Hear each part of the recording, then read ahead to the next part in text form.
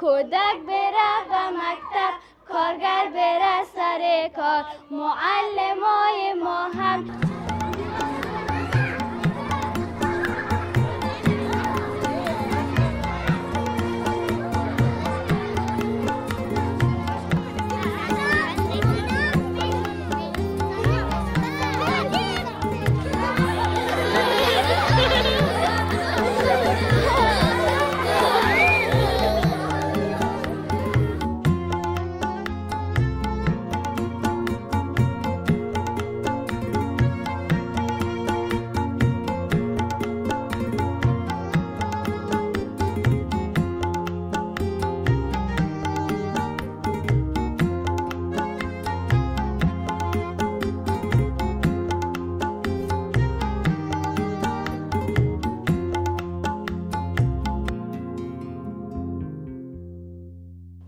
سلامونه او احترامات او نیکې هیلې ګرانو هیوادوالو، تاسو څرنګه چې مخکې ولیدل موږ ښایسته ښایسته زده کوونکي او داسې ښې تاسو ښې خبرې درلودلې.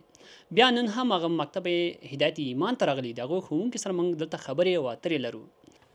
استاد کان، اگر شما میتونه که یک بار خود معرفی بکنید. بسم الله الرحمن الرحیم. اسم من افسیلا مسئول هستم و یک تن از استادان مکتب هدایت ایمان می باشم و رشته علوم دینی لیسانس می باشم.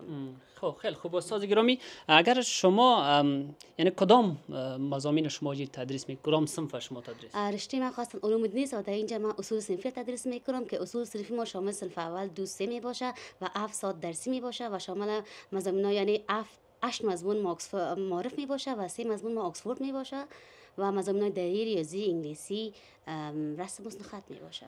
اگر قرار باشه یعنی رئیس مکتب یا مدیر مکتب با شما مضمون یعنی که ریاضی هست با شما بتونه، آیا شما میتونید تدریس کنید؟ میتونید؟ بله طبعا، چون هر معلم باید از خود یک پلان داشته باشه، در خانه باید آمادگی کامل داشته باشه، در پلان خود نوشته کنه، بعدا باید به شاگردای خود تدریس بکنه. یعنی شما گفتین که ریاضی، شما تسلط کامل به مضمون ریاضی دارین؟ بله دیگه، آدم میتونه تدریس کنه، چرا وقتی که آدم معلم میشه باید آدم به همه مضمون خود تسلط کامل داشته باشه، باید آدم شاگرد بتونه رسانده. شما اینجا قبلا یادداشت اصول صنفی، یعنی اصول صنفی به معنی چی هست؟ اصول صنفی یعنی شاگردانی که از سن 6 سالگی شروع میشه تا به سن 8 یا 9 ساله می باشن که از صنف اول 2 3 می باشن. اینا میان شامل مکتب و مضامین خود باید که معلم خود درس بخونن و بر علاوه ای که باید بر علاوه ای که معلم شاگرد باید درس میده، باید فامیلا هم باید با شاگرد با معلمین باید کمک داشته باشن. مثل ما دایری بوک داریم، در دایری بوک هر آن مضمون که شاگرد درس میخونه معلم دو درج میکنه و باید فامیلا هم باید دو اول بتن که بله با کارخانگی اینا کمک شد یا تدریس تنها نمیتونه معلم در 4 ساعت درسی خود شاگرد برسونه، چون بقیه 20 ساعت درسی که می باشه باید فامیلا در ارتباط با شاگردا باشه، آنها را درست کمک همکاری بکنه. اگر همکاری دو جانبین باید صورت بگیره، تنها نمیشه که معلم به شاگرد درس تدریس بکنه. استاد گرامی، یعنی شما نکات را اشاره کردین، یعنی همکاری متقابل امرا با فامیل ضروری هست. بله بسیار ضروری است. تنها نمیشه که مثلا در 4 ساعت معلم نمیتونه که 7 مضمون به شاگرد چه رقم تدریس کنه، میتونه درس خود بده، مگر فامیلا باید اصلا کمک به شاگرد. یعنی کمکشون اصلیشون در چی باید به کارخانگی باید؟ بله در کارخانگی، چون در دایری بوک نوشته میشه شاگرد امروز چی کارخانگی خوان و کدام سوال باید حل کنه، باید فامیل دو باید سهم بگیرد یا امضا بکنه باید. یعنی معمولا یعنی فامیلای محترم به چه مدت به مکتب مراجعه بکنن؟ فامیلا باید نهایتا باید هفته یک بار باید بیان در مکتب مراجعه کنه که پرسان کنه که دخترم یا بچیم با درسای خود رسیدگی کردن میتونه، آیا سهم میگیره، آیا این درس چرا یاد نمیگیره، مشکل در کجاست، مشکل در تدریس معلم است یا مشکل در خود شاگرد است که چرا نمیتونه درس خود بخونه. خب استاد گرامی، شما قبلا مضامین انگلیسی رو یادآور شدین. اگر یعنی کوتاه اگر شما خود یعنی به انگلیسی معرفی بکنید و یک پیام به انگلیسی اگر داشته باشین. Yes, why not? My name is Asila Masul. I graduated from Islamic faculty from Utrecht University. I am teaching in Hidayat Iman Secondary School for 3 years. I proud to be part of Hidayat Iman School. خب ډیر کو خغلی استاد تاسو نه ډیر هم مننه کوم. استاد عزیز از شما تشکر میکنیم از اینکه در برام حضور پیدا کردین. ګران دونکو تاسو څنګه چې ورځ مونږ استاد د په انګلیسي باندې معرفي کړو د اصول صنفي باره کې تاسو خبرې کړې او د خپل د موقف په اړه باندې نو تاسو لیاد ونه باسي یو بل ښوونکی هم دلته موږ سره میلمه دی، نور تر هغه پورې موږ سره پاتې شئ.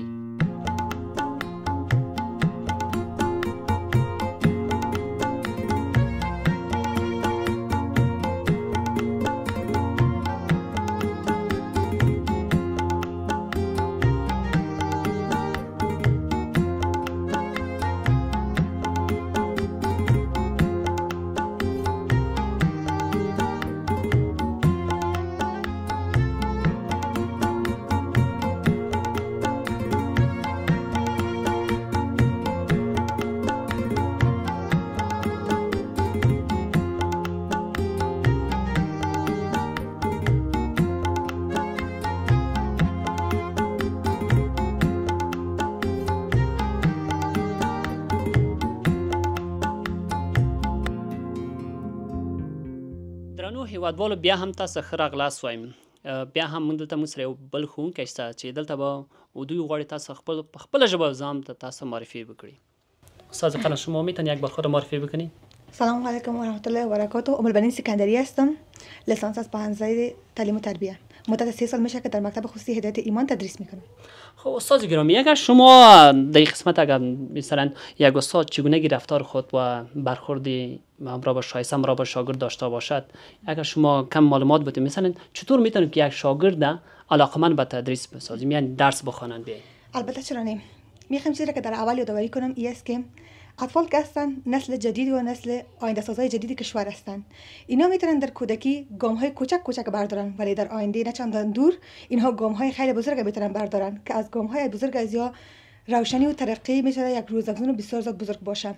دقیقاً وقتی که اطفال میخوان یک مکتب به خود انتخاب کنن، یک جای بسیار عالی را به خود انتخاب میکنن که اساتیدش با او رویه مناسب داشته باشه، یک رویه منظم داشته باشه.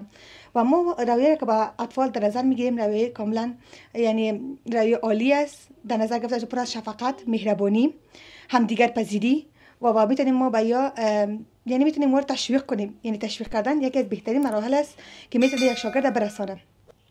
استاد گرامی شما یادآور شدین. مهم سوال دومی ما ایست که یعنی کدام رفتارها و کدام برخوردهای غیر ناشایسته یعنی ناپسند برای شاگرد است؟ اگر شما بگوین که استاد کدام آمده باید انجام نبوده تا با شاگرد یعنی خوشایند نباشد. دقیقاً اکثر از رفتارها و متدها بودن در قدیم که تطبیق می شدن یا ناشایسته بودن. در اول اصلا فکر نمیشد که یا ناشایسته باشن، ولی بعداً برای بالای روحیه اطفال تاثیرات منفی رو میگذاشتن. مثلا تنبیهات فیزیکی یکی از متدهایی که قبلا یعنی پیگیری میشد تنبیهات فیزیکی بود.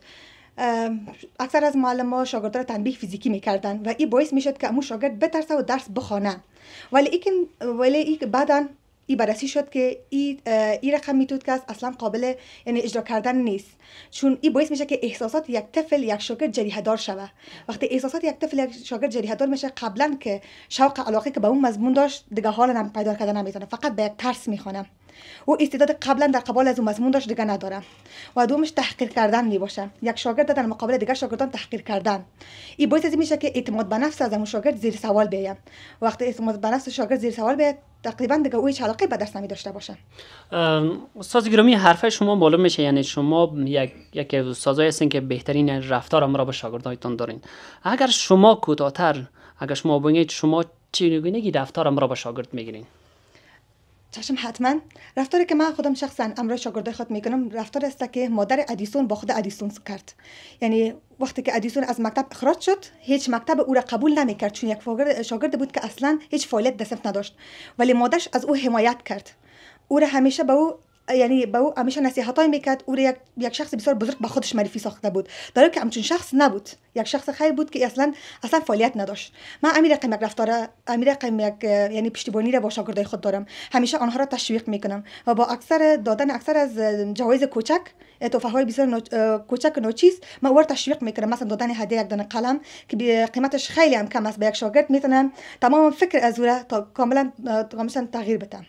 ګران لیدونکو تاسو واورېدل چې زموږ ښوونکي ډېر ښه ښایسته خبرې وکړې او د یعنې هغه خبرې وکړې چې کوم هغه عملونه چې یو ښوونکی د شاګرد مقابل یعنی کوم شاګردان چې له درس نه تښتي او د کوم عملونه باید وکړي شاګرد بیرته یعنې زده کوونکی بیرته خپل مکتب ته راسي.